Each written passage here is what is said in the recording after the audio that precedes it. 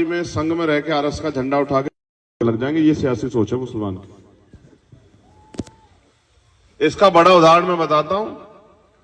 मैं घटना का जिक्र नहीं क्यों, क्योंकि मेरे ऊपर बहुत जिम्मेदारी है। मैं उस तरह से चीजों को नहीं कह सकता, लोग समझेंगे चंद्रशेखर क्या याद दिला रहे हैं। यहाँ प्रताप सिंह सैनी, जब ये अमरोहा होती थी, ये सीट धामपुर वाली, यहां से प्रताप सिंह सैनी हमारी सेकुलर पार्टी से चुनाव लड़ने आए थे और आप लोगों ने जिता के एमपी बना के भेजा था। प्रताप सिंह सैनी का क्या इतिहास है आप पता करवा लेना, और पता भी होगा बहुत सारे लोग उसके बयान क्या थे। तो मैं आपको यही समझा रहा हूं, पार्टियां सेकुलर नहीं होती, व्यक्ति सेकुलर होता है। जिसके दिल में, यहां जहन में इंसानियत नहीं है, वो कपड़े कैसे ही फैल ले, वो कभी अच्छा नहीं हो सकता। जिसके दिल में प्यार है वही कहता है अपना मारे छांव वगैरह, बगाना मारे धूप में। अगर किसी के दिल में आपके प्रति प्यार है, शायद वो आपकी कोई मदद में काम आ जाए। जो आदमी आपको दिल से नफरत करता है, वो मौका मिलने में अपना काम करेगा। अगर आप सांप को दूध पिलाओगे तो सांप आपको फुचकारेगा नहीं, काटेगा। इसलिए मैं आपने पहले भी, जिस तारीख को याद दिला रहे हैं, एक बार पहले भी आपने बाबा साहब अम्बेडकर की मदद करके इस देश में उनको लड़ने का, आगे बढ़ने का, संविधान लिखने का हौसला दिया था। तब जाके इस देश में संविधान आया और इतना अच्छा मुल्क बना कि सबको अपनी धार्मिक आजादी है, सबको आगे बढ़ने का अधिकार है, सब पढ़ सकते हैं।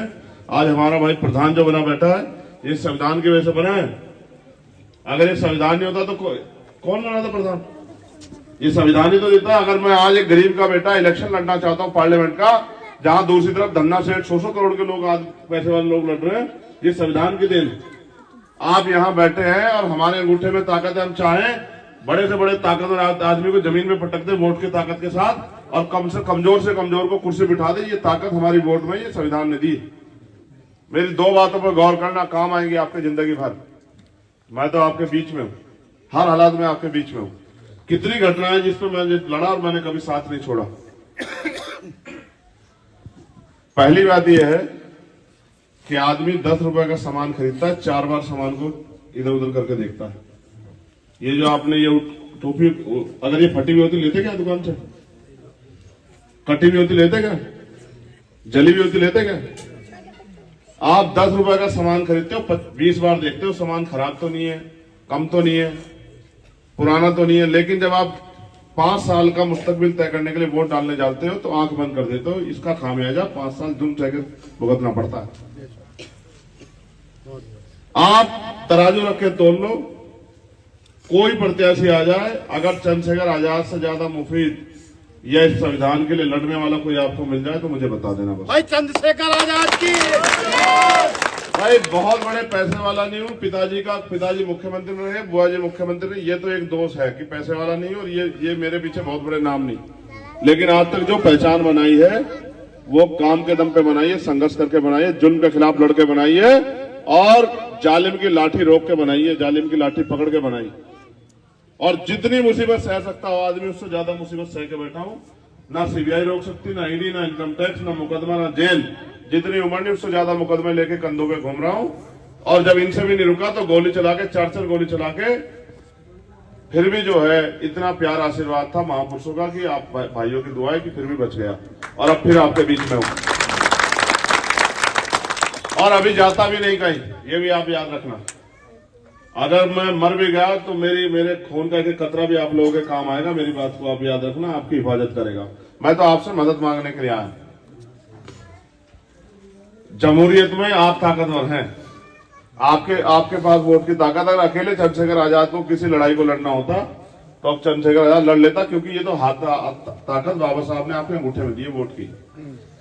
आप जिसको वोट दोगे वो कामयाब हो जाएगा। आपने कई एमपी बना दिए, 3 बना दिए आपने इस नगीना लोकसभा में। कोई पलट के आप यहाँ ईमानदार से बताओ, हाथ उठा के आया कोई पलट के? नहीं आया। बोला कभी कोई लोकसभा में जाके आपके लिए? किसी जुल्म पे किसने आवाज उठाई? तो अगर किसने नहीं उठाई और किसने आपकी परवाह नहीं की, तो फिर आप उनको भी छोड़ के इस बार चंद्रशेखर आजाद की मदद करा के और एक तहरीक लिख दो कि हम अगर किसी का साथ देते हैं तो दिल से देते हैं। भाई पैसा नहीं दे सकता हूं और झूठ दिखावा नहीं कर सकता हूं, बाकी जैसा भी हूं आपका हूं, और 24 घंटे 7 दिन आपको फील्ड में खड़ा मिलूंगा। ऐसा नहीं कि कहीं बैठ के आराम करूंगा, ये सीखा नहीं। अगर सुख सुविधा की राजनीति करनी होती, बहुत लोग चले गए, फिर मैं लड़ता क्यों? बहुत रास्ते जाने के। लेकिन असल बात यह है कि हक की लड़ाई लड़नी है, और इतनी ताकत से लड़नी है कि कि हर मसले पे पार्लियामेंट में खड़े होकर आपके हकों की बात हक हकूक की बात कर सकूं। जिन लोगों ने तैयार किया वो दलित हो, पिछड़े हो, आदिवासी हो, मुसलमान हो।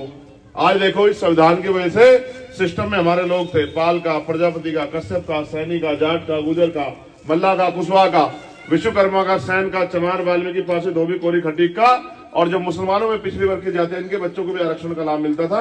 ये भी नौकरी पे जाते थे, ये सिस्टम में बैठते थे, पॉलिसी का हिस्सा होते थे। अब सरकारी नौकरियां बिल्कुल खत्म है, सरकारी डिपार्टमेंट बेच के दे दिए। तो जब सरकारी डिपार्टमेंट नहीं बचेंगे, नौकरी नहीं बचेगी, नौकरी नहीं बचेगी तो हमारे में से कौन कुर्सी पे बैठ पाएगा?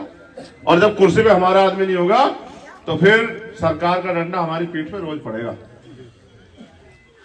अब जो 3 दिन पहले हुआ बस ये आपको आखिरी चेतावनी है। कल एक वो बयान दे रहे थे भाजपा के नेता कि हमें 400 प्लस सीटें दे दो जो हम संविधान को बदल दें। ठीक है, एक बार चंद्रशेखर आजाद को अपने पैरों पे खड़े हो जाए तो हम बताएंगे संविधान बदलने वालों को किस तरह हिसाब किया जाता है। आप चिंता मत करो, बेफिक्र रहो इस बात से। अकेला चंद्रशेखर आजाद अगर 100 एमपीओ पे भारी नहीं पड़ा तब आप बताना, अकेला चंद्रशेखर आजाद, क्योंकि ना तो कुछ खोने का डर है, ना कुछ खोने को है। ना सीबीआई कुछ बिगाड़ सकती, ना ईडी, ना इनकम टैक्स, ना अकाउंट में कुछ है। 1 सवा लाख रुपए होंगे अकाउंट में, सारे ही हैं।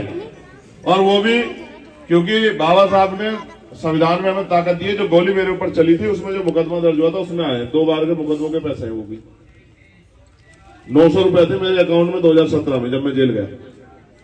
900 रुपए, मैं झूठ नहीं बोलता हूँ, आप चेक करवा लेना। एक बार पिछली बार एक जुल्म हुआ था मेरे साथ, तो SC/ST एक्ट की कंपनसेशन का पैसा है, उसमें से 25,000 रुपए मैंने निकालने में जरूरत थी।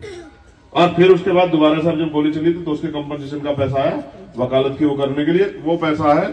वरना तो कोई आदमी चाहे कोई से एजेंसी लगा के मेरा कुछ नहीं बिगाड़ सकता। इसलिए मैं इस मुल्क में मुझे गोली से मारने का प्रयास किया जाता है, वरना बाकी नेता तो सीबीआई का, ईडी का छापा पड़ता, भाजपा का पटका पहन लेते। तो मैं तो बस आपसे अपील करने के लिए आया हूं। अगर आप ये सोच के लड़ाओगे कि चंद्रशेखर आजाद लड़ रहा है तो जीतेगा नहीं। अगर आप ये सोच के लड़ाओगे कि हमारा बेटा, हमारा भाई और हम खुद लड़ रहे हैं, तब जाके जीतेगा चंद्रशेखर आजाद। इससे घबरा अच्छा, पिछली बार जिसको लोकसभा में वोट दी थी कौन जीता था बताओ? जिसको दी थी वो जीता, मुखालफत वाला। मैं जो पूछ रहा हूँ उसका जवाब दो मुझे, बस आप ही दो। पिछली बार जिसको वोट दिया था वो जीता, कोई और जीता? ईमानदार से बताओ, वो जीता नहीं जीता? ये डर मत पालो आप अपने दिलों में। ये कौन सी विधानसभा है? तो जिसको वोट दिया वो जीता, आपके मुखालफत का जीता? बताओ। ये नेता काम नहीं करते, उसके खिलाफ भी लड़ रहे हैं 3 महीने से, उसका भी इलाज कर देंगे, ईवीएम का भी। लेकिन आपके नेताओं को तो देखो, जब से गिरीश जीता आज तक लौटा ही ना देखा आपने कभी? यही बता रहा हूँ, ये डरे सहमे मत बनो। 5 साल पहले जिसको MP बना के भेजा इम्तियाज, किसी गांव में कोई लाइट पैर भी रखा हुआ, नहीं बनवाई।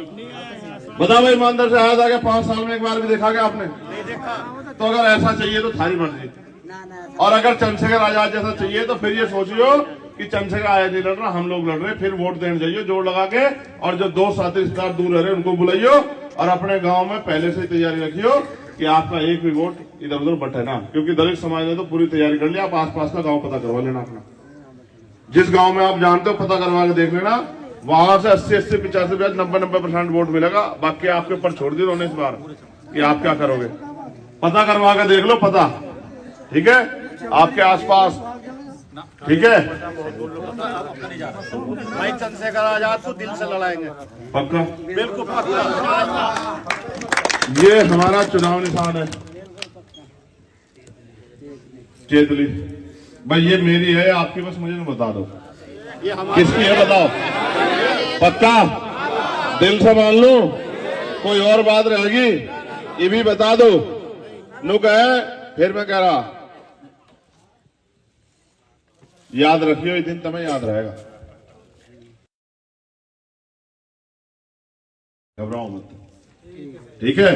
वो कहते हैं ना कि ना हम सफर से निकलेगा, ना हम नसी से निकलेगा, हमारे पांव का हमें तो लड़नी पड़ेगी, कोई और नहीं लड़ने के लिए आएगा।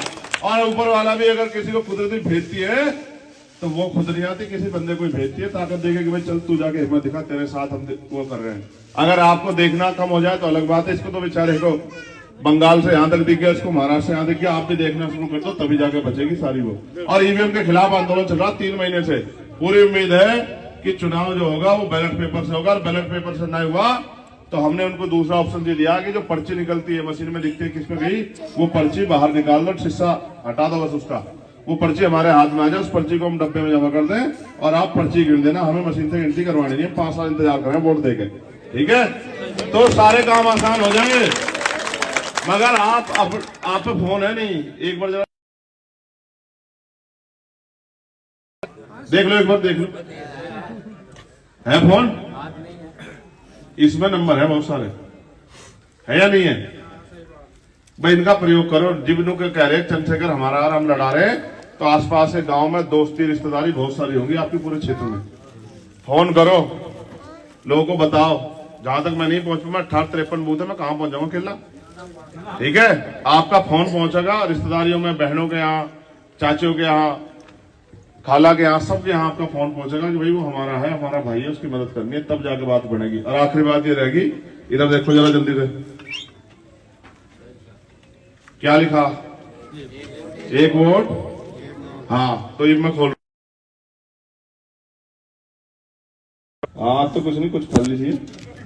तो अब आपसे मेरी रिक्वेस्ट है, चाहे आप अपनी मेहनत की कमाई से 1 रुपए की मदद करो, लेकिन मदद जरूर करो, क्योंकि जिनसे मुकाबला बहुत पैसे वाले हैं।